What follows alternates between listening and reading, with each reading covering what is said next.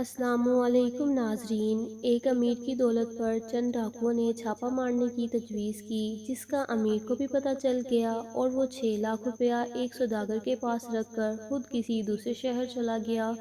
سوداگر نے پہلے تو امانت رکھنے سے انکار کر دیا، مگر آخر اس شرط پر روپیہ رکھ لیا کہ بچ گیا تو واپس دے دیا جائے گا اور لٹ گیا تو نہ امیر لیندار ہوگا نہ سوداگر دیندار۔ امیر کے چلے جانے کے بعد سوداگر نے وہ تمام روپیہ ایک میدان میں گاڑ دیا۔ ڈاکوؤں نے امیر کے ہاں کچھ نہ پایا تو واپس پلٹتے ہوئے سوداگر کے گھر بھی آ پہنچے، جس نے انہیں 50,000 کے قریب اپنا مال دکھا کر یہ کہہ دیا کہ میرے پاس اس کے سوا اور کچھ نہیں۔ ڈاکو یہ بڑی رقم پا کر خوشی سے چلے گئے، جس کے تھوڑے دنوں بعد سوداگر نے چپکے چپکے امیر کا روپیہ نکال کر تجارت پر لگا دیا۔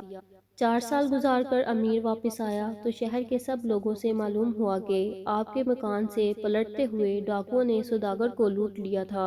یہ خبر سن کر امیر نے اقرار کے مطابق سوداگر سے روپیہ مانگنے کا خیال چھوڑ دیا۔ جب امیر کو آئے ہوئے 2 مہینے گزر گئے اور اس نے سوداگر سے کچھ نہ پوچھا تو ایک دن سوداگر نے خود جا کر امیر سے کہا، آپ نے اب تک اپنا روپیہ کیوں نہیں مانگا؟ امیر نے کہا، میں تو اقرار کے مطابق تمہارے لٹنے کی خبر سن کر اپنا روپیہ بھلا چکا ہوں۔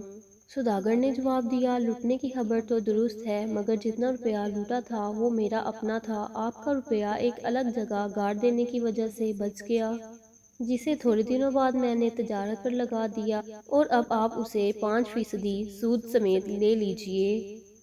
یہ سن کر امیر نے صرف اصل روپیہ لے کر سود کی رقم بالکل چھوڑ دی اور تمام بادشاہوں کو سوداگر کی ایمانداری کی حکایت اور تعریفیں لکھ بھیجیں کہ یہ بڑا ہی دیانتدار ہے، جس پر اس کے ایمانداری کے قصے پوری دنیا میں پھیل گئے۔ اس کی پونجی صرف دیانتداری تھی۔ اگر تم بھی ہر معاملے میں ایسی ہی سچائی دکھاؤ تو وہ دولت جس کی تلاش میں پھرتے ہو خود تمہیں تلاش کرتی پھرے گی۔